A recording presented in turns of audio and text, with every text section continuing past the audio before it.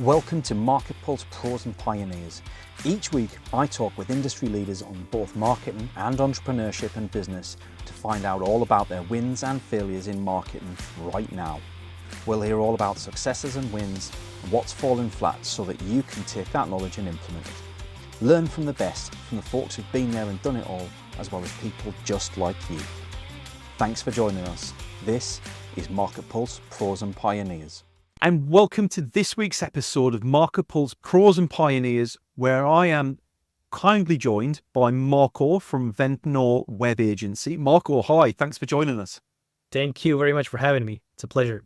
No, it's interesting to have a guest on the show who is a marketer, but has a non-technical background, much like myself. When you talk about a lot of the stuff that you've done it with no coding, you're not a web designer in terms of a technical phrase, you're there to support the customers. And that is very much the kind of background that I have as well. Once upon a time, went to university, hated it, never did anything with my software engineering degree whatsoever and went into retail. At least you're still in the right industry as to what you started out in. Marko, if you would, just give us a 30-second overview as to how you got started at Ventnor. Why did you end up starting your own agency? Yeah, absolutely. No, I'll just go about 20-some years back because I got a computer when I was 6 and the internet, and I had it in my room, and my parents were really open to that. And thanks to that, I think I'm able to be non-technical and do technical stuff, quote unquote, right? But how I got started with Ventnor, I started in marketing, email copywriting. Right out of college, actually, I was trying to get my clients, any clients, during my last year of college. I was able to close some deals doing email marketing and copywriting. There's a whole story there as well on how I got started into that. I bought a course that wasn't as good as I thought it was going to be, but shifting things around, I was wearing all different hats, and I landed on web design because I really liked it. From the moment I was building my own first website to the moment I was helping a client launch his own and a product and doing all of this sort of stuff, and then just playing around with it, starting on Upwork, seeing it's okay, there's some momentum here. I actually like doing this. The offer is very straightforward. It's only pretty much one offer with some add-ons. It's not super complicated. And that's how I decided and landed on doing that exactly. That's awesome. And I guess being a young entrepreneur, it gives you that bit of freedom to experiment without having too many worries behind things, right? You were able to experiment at an early age before you had all the bills and the home life and everything to worry about, right? Yeah. Even in high school, for a typical story, you read Rich Dad, Poor Dad. You don't know what to do, but you're a little frustrated with all the 9-to-5 jazz and stuff like that. So I was even trying some, if you remember back in like 2013, there was a big course on Amazon, Kindle Publishing, where you get somebody to write you a book, you publish it, do something to promote it. And I burned a couple $100 there before giving up. Got back into the kind of the college stage. I was thinking I was going to be a consultant, do an MBA, this and that. And then boom, I saw a course from the guy who I'm not going to name, but he got me back in the game. And just the fact that I paid, I got into credit card debt. I was, okay, I have this much time to succeed. And the fact that I did propelled me to be able to be in this entrepreneurship game since college and never actually really having a job. And that's interesting because that kind of mirrors something that our guest from last week said, Leanne, when she was on the show, was she set out to create her own business, and she very definitely put in place a timeline of events. I've got this long and I must make it work within this time frame. Otherwise, I'm going to have to go and find something else to do because this just doesn't work. So maybe that's something that we all have in common, is that even at that young age, there's got to be that focal point. There's got to be that turning point where actually, do you know what, I've given this as much as I can. Does that kind of resonate with you? Is that where you went with it? Yeah, it really does. And I was, like I said, I was supposed to graduate in May, which I did, 2019. And in March, I actually landed a client. And I had no jobs lined up, nothing. It was either do or die. And I was able to close 2 clients within a week from each other and started making some nice money. And then it all went from there. I love it because it just goes to prove that I don't have a traditional sales and marketing background, as a lot of the audience are well aware. And I'm very proud of that because I think it helps me stand out.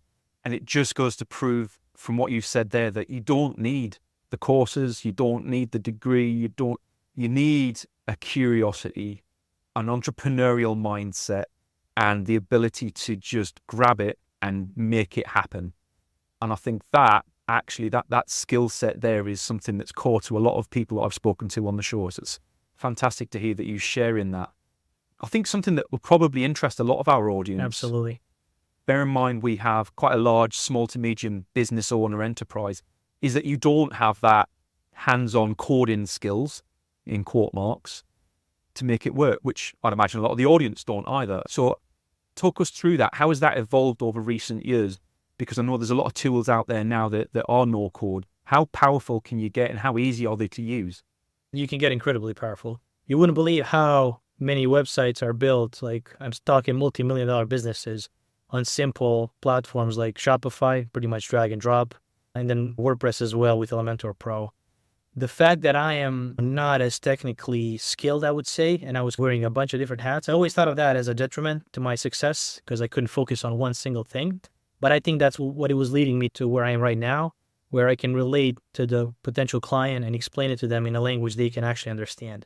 Because, a lot of very technical guys, they either get annoyed if you don't get something, or they're a little bit stringent in terms of their way of communication and things like that. Whereas I like to put the ball down and explain everything nicely so people understand what they're getting themselves into. And when it comes to being powerful with not a lot of technical skill, you can get very powerful. Like with AI, stuff's changing rapidly. With stuff like Elementor Pro and WordPress, things are changing rapidly. All you need is that little bit of sense for design and how things should work, and knowing the backends and how to connect them. And then I think you can be very successful. I like that. It's almost like being a tech whisperer for non-technical people, translating. And I think that is a skill set that a lot of technical people miss. And that's why I think there's a big market, if I'm honest, for not just in the web design space, but in lots of spaces where there's a huge role for those people like yourself who can be that person who's in between the customer and the technical people. Because, hard copy coders tend not to have those interpersonal skills. I'm largely tarring people here and probably shouldn't, but most coders I've met, and I love coders, I can get into that mindset when the mood takes me, but they don't have that ability to tell the story in a way that makes sense to the other side.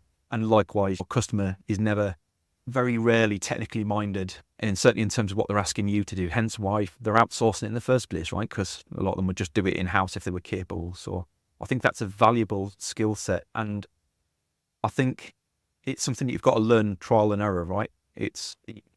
You're not going to get everything right from day one. So how is it you honed on that ability to convert people then? Because I imagine as a young kid, that's quite a hard skill set to cultivate and develop. What would you say guided you in those early days? Yeah, look, you're going to be in rooms with people who are much older than you, more experienced than you, more just know everything much better than you. And half the time you don't even know what they're talking about. But if you stick around for long enough, you're going to catch on and you're going to get at that level quicker. So it's definitely surrounding yourself with those people, finding some partnerships, doing some deals together, things like that. That always helps. What also helps is being on the other side of the table, meaning actually, okay, I need a service. Let me go ahead and do that whole process of hiring and finding somebody. And then you can see, okay, so that's how it works. If I am finding somebody on Upwork, I either post a job and keep refreshing until I find somebody immediately, and then I just give them the job. Or I post a job, go do something else, come back in 3 days, and then just pick and choose random people. And then, of course, knowing that, I know, okay, so if I'm on Upwork as a freelancer, I should probably get some jobs that are immediately posted and apply to them, or if I should change my approach accordingly. So just one example, but I think that helps a lot. And then, of course, a lot of courses, programs, education. I've spent a lot of money on a lot of different programs. Some were better, some were worse, but you can get something out of every single one, I believe. And oftentimes what I've found is that just simple books are the best, like $15, $20 books. Those you can't beat. So to ask a question then, in terms of the web design side of things, we're seeing quite a big proliferation of AI and large language models coming through right now. And I guess every man and their dog thinks that they can be a copywriter because they can just ask AI to write something for them. What's your thoughts on sort of the AI generated side of web design? And is it going to improve, or is it something to stay away from? It's very interesting because I ran an AI agency with a partner last year for about 6 to 8 months. We ran it. It was like a full service marketing agency. It just wasn't something that I saw myself in. So I stepped down and pursued doing what I've been doing. But it's, for me, for what I do, it's amazing. It's one of the best things that ever happened. You're not going to expect AI to tell it, okay, give me a website. Then it spins out a website. Though that's not ready yet. I'm sure it's going to be. For example, Elementor Pro, they're introducing a lot of AI backed feature. But the tech stack I use is just ChatGPT 4.0. I think it's definitely one of the best. It has its own flaws and advantages, but you can build custom GPTs, etc. And I could get into the whole spiel. But I think one of the main things, for example, with copywriters is you can't be a copywriter and just use AI and rely on it, because most likely you don't even know how to use AI. I have big conversations with AI. I just prompt it crazy until I get what I want, right? And most people don't. They just, buy a, I don't know, 100 prompts pack, and then it's like a simple sentence that asks it something, and it's just not good enough. So if you're a copywriter, it can save you a lot of time with brainstorming and stuff like that. If you're in web design and web development, you can also save you a lot of time, especially in the UI UX front and conversion rate optimization front, because you can talk to AI, get it to learn the business, upload documents and things like that, get it to have everything, and then ask it the right questions to help you structure everything and build it out accordingly. I like the ideas behind all of that, and it mirrors a lot of the strategies I see successful people using in that space. With regards to the temptations to just use it to be lazy, not intentionally. I don't think anybody intends to be lazy, but it's just one more thing that they hopefully can just get off their plate. How much work is involved in becoming a good prompt engineer in that side of things? Is it hard to do? How much time would it take somebody to learn completely fresh?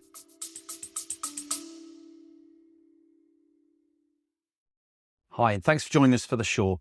I'm Paul, founder here at Javelin Content Management.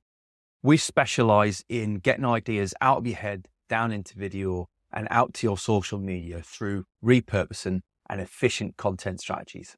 If you want to find out how you can convert your ideal audience into paying customers, reach out to us, javelincontent.com, and I hope you enjoy the rest of the episode. I don't think it's too hard. I think you just got to be open-minded to it. And to me, it's come very naturally, because I would always like to over-explain things and just give every single possible detail. And what I started doing is I have a Chrome extension that gives me the ability to voice record. So I just started, I'm not even typing anymore most of the time. I'm just voice recording and talking to it like that. And that made it even more powerful. But just don't be afraid to give as much detail as you can when explaining something to ChatGPT. Don't be afraid to say thank you, right? I do that a lot, because it's not about taking AI so when it takes over the world, I'm going to be safe. That thing that people make jokes about. It's more about mirroring yourself as you're talking to another person. That's how you should look at it and it's like a superhuman with a huge brain that can do pretty much anything. So I think it can, if you use it, it can make you super efficient. I think on that note as well, the idea of thanking the AI is important, because to your point, it's not about thanking the AI, but there is an element of letting the language model know that what its output is what you asked it for, what you really wanted and what you want to see, because then it knows to pay more attention to what it's just done and use that as a basis for building other things out. I know I've started recording my newsletter each week that goes out. I do it on video, transcribe it down, I get AI to analyze it and create the basis of the newsletter. And honestly, now I'm at a point where it's 95% there, that I just have to top and tail some copy at the top and bottom, and it's pretty good in the middle. And that's how it should be. That's where it needs to be for the type of content it is. I guess on that note then, what do you see coming in the coming year or two that's going to really transform the industry that you're in? What's next for web design? It's hard to say. I would say it's not as a progressive industry as a lot of people think when it comes to change. I get very surprised by talking to people. They don't really know what a domain is, and I guess that's going to stay that way. Being able to understand that some people just don't speak the language that you're speaking to, that you're selling to, is very important, and a lot of them don't even want to do it, right? If I try to do gardening, I'm sure I'd be having a lot of dumb questions, and anybody who knows anything about it would be, oh, okay, that's what's up. So it's like the similar thing.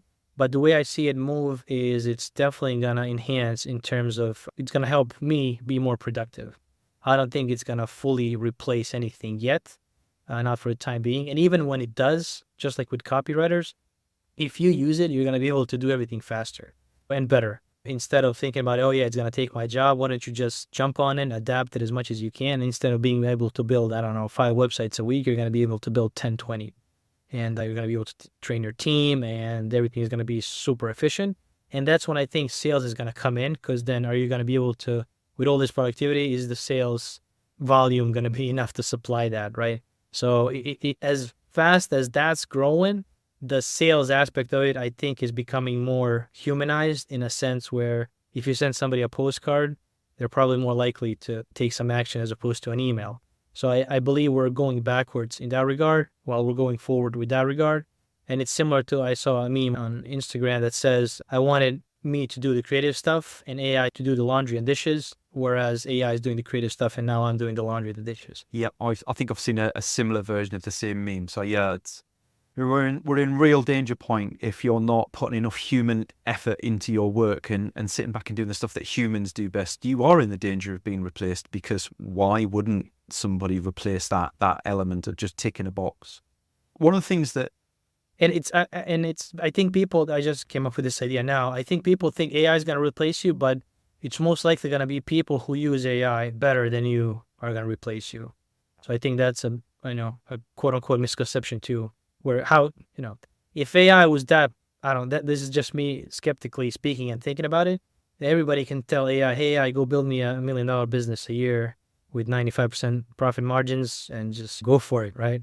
Which is most likely not going to happen. If you rewind back 20, 30 years, the rumor was that this desktop PC that I'm currently sat facing was going to replace me doing my job, and it still hasn't done that. And in fact, I've got another laptop over here, and I've got an iPad, and I've got a phone, and none of them have replaced what I do. So I'm move with the times, lean into it, I guess, is where we're going with things. Quick question on your thoughts around how AI makes us more efficient, though. So for you, when AI makes you more efficient, is it more about getting that time back so you can be spending time with family and relaxing, or is it about making you more efficient at your job so that you can spend more time on the things that really you want to be spending time on within the business? What's the balance for you? Yeah, so it's totally personal the way you decide to do it, right? I'm sure people are that they're somewhat content with the way they live and they enjoy it. They're gonna use AI to get the job done and just be over with. And it's like people, or you got the other side of the spectrum where people, like you said, okay, I use AI to get this stuff out of the way. Now let me focus on the important stuff. I would categorize myself more in that second bucket. And of course, it's very seasonal, right? When December comes, I definitely want to be in that first bucket. But for example, now and everything's going and blooming, I definitely want to use AI to get the stuff out of the way that would take me 20 hours. Now it takes me 4. And then so I can focus on the other stuff.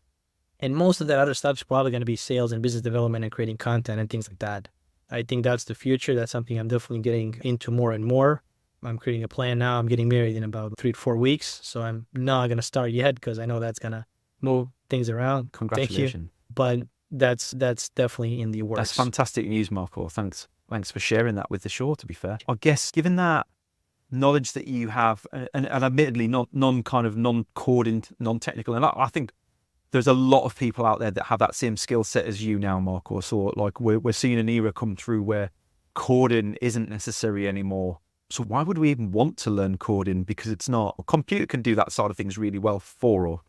What it can't do is the logic and reasoning and translation and thinking and humanizing and emotion side of things, which is where you sit in the middle. So given that kind of knowledge and thinking about our audience that are out there, the small to medium business owners, what's the balance, would you say, between creating a visually appealing website and helping them create one that actually converts? What's more important, and what are some of the tricks that you've seen for creating a website that converts really well? So it's oftentimes going to be about what the business is. So if you go back to the era of ClickFunnels, you're going to see a lot of bad-looking, boxy websites that convert like crazy with the red ribbons and stuff and buy now, this and that. And then you're gonna have businesses like some, for example, investment holding company that just focuses on acquiring other businesses that just needs to look professional. And I call those websites like a fancy business card website, where if somebody looks you up, they want to make sure you're legit. Just recently, we had a project with a company that does commercial property maintenance. I'm not going to name the company, but the problem they had is they have contracts with some of the biggest companies in the US, and they don't have a website. And the problem is they're only like 4 or 5 states, and those companies want them to go to all 50 states. And they needed a website to be able to actually get people to work for them so they can scale. Because, you go on Indeed and the company doesn't have a website, it doesn't look legit. So on that side of things, yeah, for them, conversion wasn't really important. It was more of that fancy business thing. For more conversion-oriented websites, looks aren't as important, but I always say, why not have both? That's good. And it's interesting to hear that you can find that balance, because a lot of people believe it's one or the other, and you've got to go down. And most clients, I think, in our head, before we come to a web design agency, we don't know what we want, but we know it needs to look beautiful. And there's never really, because we don't have that technical. You don't even know what to expect or what to want or how much it's going to cost. Yeah. But I always say, if you want both, just look at apple.com, one of the most beautiful websites ever. And I'm sure it does its job in converting. It's not just, of course, it's the whole marketing behind it, et cetera, but it's a very good example. Perfect. To come back to the questions that I tend to ask every guest that comes on the show then, Marko, what's one thing that you wish business owners out there would just stop doing with their marketing? It could be anything from myths and frameworks that just don't work to tools and anything that you can really put your finger on. What's the thing that really gets you on your soapbox? Oh, I wouldn't call out any specific method because they can all work. It's probably just the way that you do something. And one of those most prominent examples, I would say, of a booming industry in terms of business development is definitely cold email. And I've dabbled myself in it a lot, and it's just not knowing your audience when you reach out via cold email, or being too aggressive, or just not having good copy or doing your good enough research to know what it is. So I think it's oftentimes those small little mistakes that cost people a lot, like missing somebody's name, or just not paying extra attention to those small little details. And a lot of people are very ego-driven, and if you miss their name, they get angry. And myself, I've finally come to peace with it, that people are going to spell my name with a C instead of a K, and I'm totally good with that. But I know some people aren't.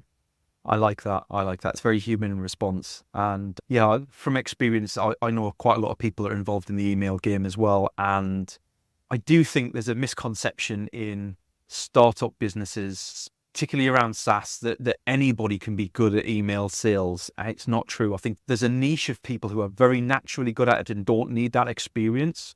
But for everybody else, there's a whole process that goes on that you just aren't aware of, from technical domain setup to copywriting to lead list building. And you can try and piece all those together, but it's really hard to do unless you've done it successfully before.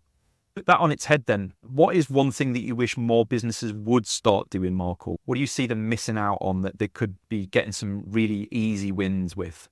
Yeah, I'm gonna sound like Alex Ramosi now, but it's probably content. And I say that because I'm guilty of it as well, of not doing it, right? And it's definitely something I'm looking to change as well. And I encourage every business to do as well. Because when you think about the entertainment industry and the whole thing, what real value is it bringing to the world? You could argue with the point, but nonetheless, people's attention is what's very monetizable nowadays. And you can see the evidence of that wherever you turn your head. So content and fighting for that piece of pie is definitely something every business should do. And especially the more offline businesses, quote unquote, if you're doing, I don't know, plumbing or something like that, something that's going to probably stay with us forever and it's not AI disrupted, you can have a lot of success because it's a blue ocean. Love it. Thank you very much for your thoughts on the show, Marko. Really appreciate your time for coming along. And if the audience have any questions, if they want to reach out and ask you something specific, or they want to reach out to Ventnor, how can they reach you? What are the best contact methods? Absolutely. Thank you very much for having me on as well. I'd say the best way to do it is through ventnorwebagency.com. You have all the contact details there. You can scroll down to the footer. You can book a free web development consultation call if you're interested in doing a website or redoing your current one. And of course, LinkedIn, I'm open to all connections and would definitely like to connect with anybody who has any questions or needs any help. Perfect. And I'll make sure those details are on the bottom of the podcast notes as well for anybody who's watching. To the audience who's come along and watched the episode, thank you very much for your continued support. And as ever, if you've got any ideas for guests, any topics you want us to cover, feel free, reach out. It's paul@javelincontent.com. I'd love to hear from you about anything you want to see on the show. Thanks for your time, and we will see you next week. Bye-bye. Thanks for joining us for today's show. I hope you enjoyed it. If you'd like to feature on a future show, or you've got some ideas for folks who would make a great guest, please drop us a line. Contact details are in the show notes and I'd love to hear from you. Your host today was me, Paul Banks, founder at Javelin Content Management. Here at Javelin, we specialise in helping busy business owners just like you to repurpose video content, taking all the stress and tech problems away and turning your long-form video into literally hundreds of pieces of content without breaking the bank. We describe it as getting ideas out of your head into video and out to your socials. If you want to launch your personal brand, become the vendor of choice for your audience, or maximise your sales revenue impact, we'd love to hear from you. Join us next Wednesday for the next episode, and don't forget to subscribe and give us a review. Our podcast is only possible with your continued support.